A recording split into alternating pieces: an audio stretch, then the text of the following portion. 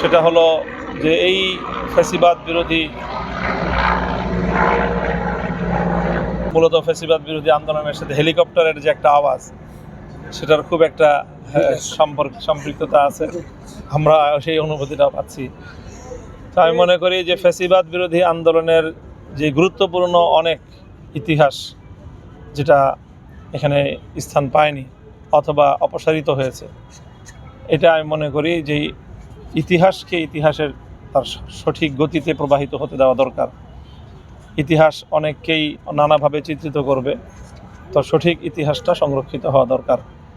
আমাদের দেখা মতে যেই সকল শেখ হাসিনার ফ্যাসিবাদী যে প্রায় 16 বছরের শাসনকাল, সেখানে গুরুত্বপূর্ণ যেই ঘটনাগুলো, তার মধ্যে সর্বপ্রথম 2009 সালের পিলখানা ট্র্যাজেডি, সেটি অবশ্যই স্থান পেয়েছে।